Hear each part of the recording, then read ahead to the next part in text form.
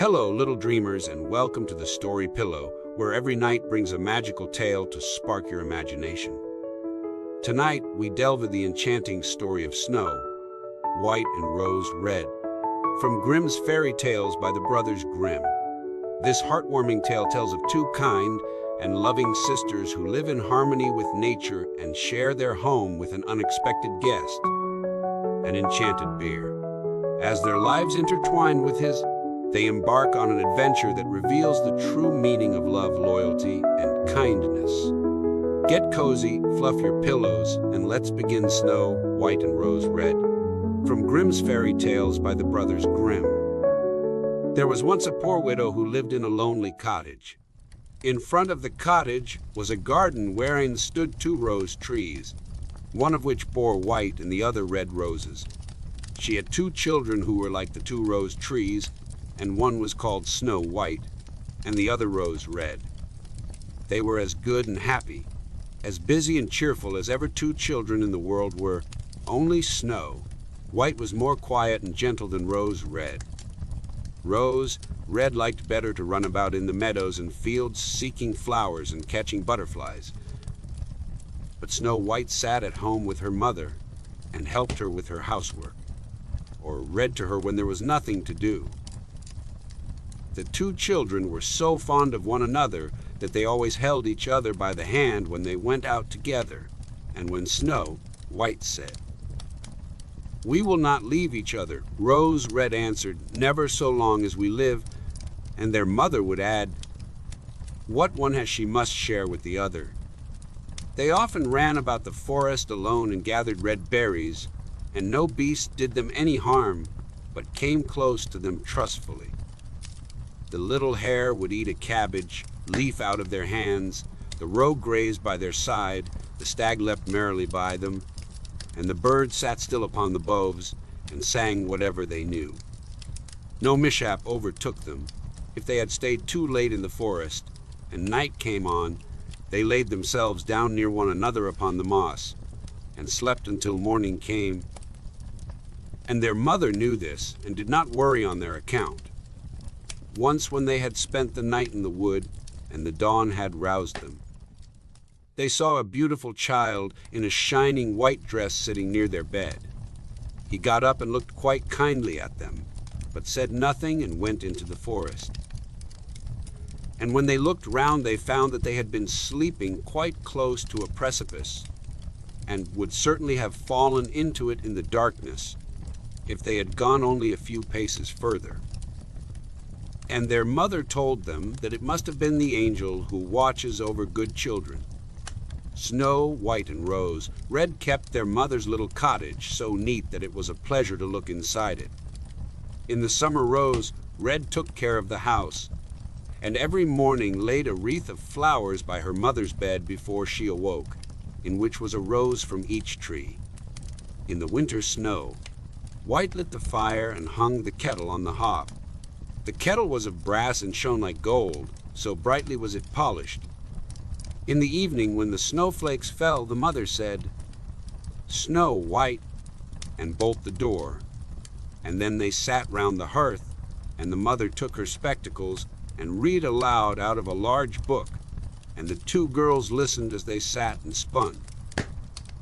And close by them lay a lamb upon the floor, and behind them upon a perch sat a white dove with its head hidden beneath its wings.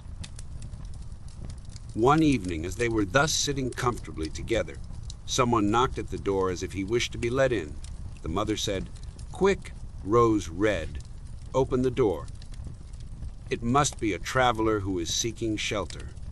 Rose Red went and pushed back the bolt, thinking that it was a poor man. But it was not, it was a bear that stretched his broad, black head within the door. Rose Red screamed and sprang back, the lamb bleated, the dove fluttered, and Snow White hid herself behind her mother's bed. But the bear began to speak and said, "Do not be afraid, I will do you no harm.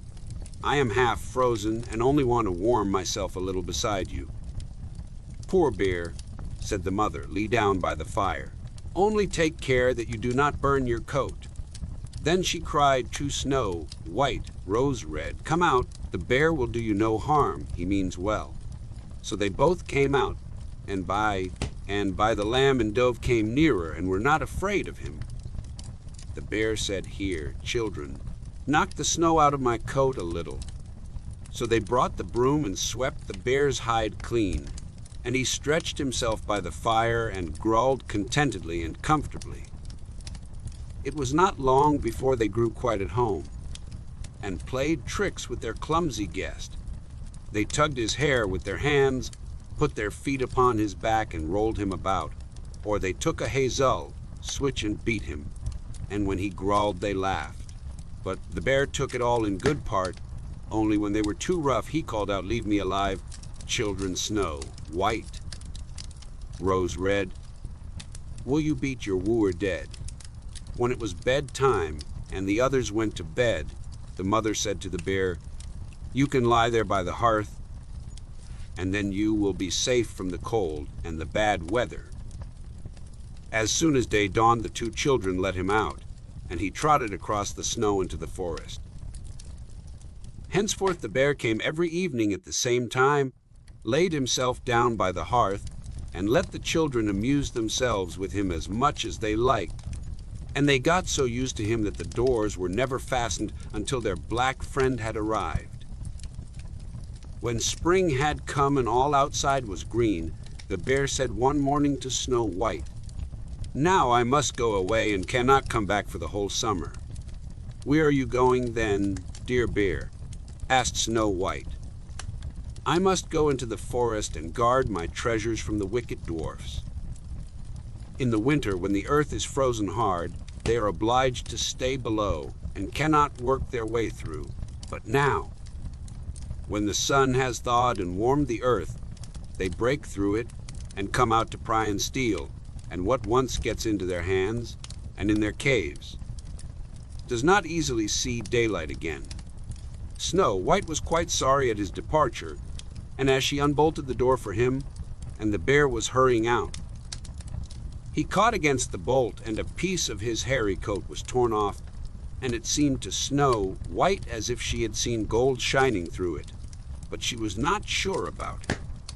The bear ran away quickly and was soon out of sight behind the trees. A short time afterwards, the mother sent her children into the forest to get firewood.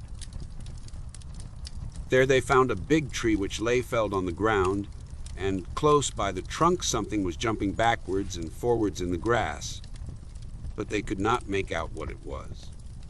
When they came nearer, they saw a dwarf with an old withered face and a Snow White beard a yard long.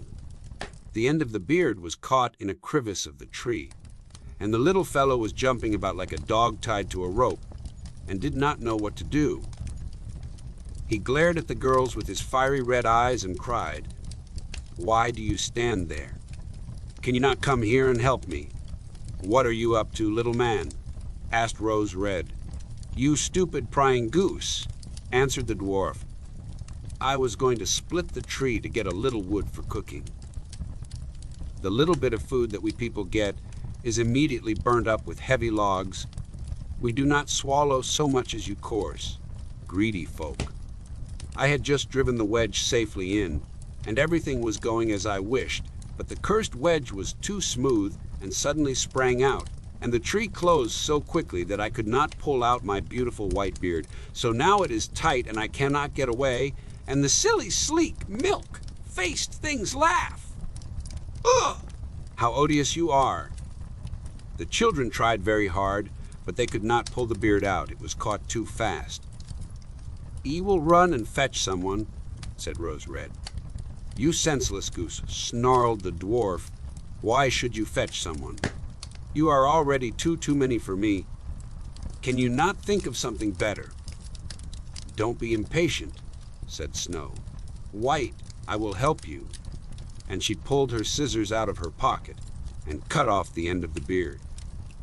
As soon as the dwarf felt himself free, he laid hold of a bag which lay amongst the roots of the tree, and which was full of gold, and lifted it up, grumbling to himself, "Enchanted people, to cut off a piece of my fine beard.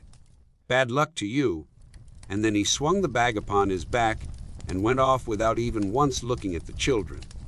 Some time afterward, Snow, White, and Rose, Red went to catch a dish of fish. As they came near the brook, they saw something like a large grasshopper jumping towards the water, as if it were going to leap in. They ran to it and found it was the dwarf. "Where are you going?" said Rose Red. "You surely don't want to go into the water." "I am not such a fool," cried the dwarf. "Don't you see that the accursed fish wants to pull me in?" The little man had been sitting there fishing, and unluckily the wind had tangled up his beard with the fishing line. A moment later, a big fish made a bite, and the feeble creature had not strength to pull it out. The fish kept the upper hand and pulled the dwarf towards him. He held on to all the reeds and rushes, but it was of little good, for he was forced to follow the movements of the fish and was in urgent danger of being dragged into the water. The girls came just in time. They held him fast and tried to free his beard from the line, but all in vain. Beard and line were entangled fast together. There was nothing to do but to bring out the scissors and cut the beard, whereby a small part of it was lost. When the dwarf saw that, he screamed out, "Is that civil, you toadstool?" to disfigure a man's face. "Was it not enough to clip off the end of my beard? Now you have cut off the best part of it. I cannot let myself be seen by my people. I wish you had been made to run the soles off your shoes." Then he took out a sack of pearls, which lay in the rushes, and without another word he dragged it away and disappeared behind a stone. It happened that soon afterwards the mother sent the 2 children to the town to buy needles and thread and laces and ribbons. The road led them across a heath upon which huge pieces of rock lay strewn about. There they noticed a large bird hovering in the air, flying slowly round and round above them. It sank lower and lower, and at last settled near a rock not far away. Immediately they heard a loud, piteous cry. They ran up and saw with horror that the eagle had seized their old acquaintance the dwarf, and was going to carry him off.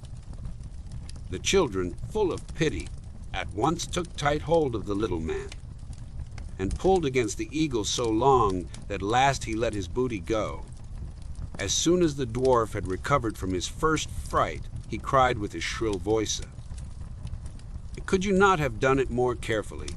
You dragged at my brown coat so that it is all torn and full of holes, you clumsy creatures." Then he took up a sack full of precious stones, and slipped away again under the rock into his hole. The girls, who by this time were used to his ingratitude, went on their way and did their business in town. As they crossed the heath again on their way home, they surprised the dwarf, who had emptied out his bag of precious stones in a clean spot, and had not thought that anyone would come there so late. The evening sun shone upon the brilliant stones. They glittered and sparkled with all colors so beautifully that the children stood still and stared at them. "Why do you stand gaping there?" cried the dwarf, and his ashen, gray face became copper red with rage. He was still cursing when a loud growling was heard, and a black bear came trotting towards them out of the forest. The dwarf sprang up in a fright, but he could not reach his cave, for the bear was already close. Then in the dread of his heart he cried, "Dear Miss Bear, spare me. I will give you all my treasures. Look, the beautiful jewels lying there. Grant me my life. What do you want with such a slender little fellow as I? You would not feel me between your teeth. Come, take these 2 wicked girls. They are tender morsels for you, fat as young quails. For mercy's sake, eat them."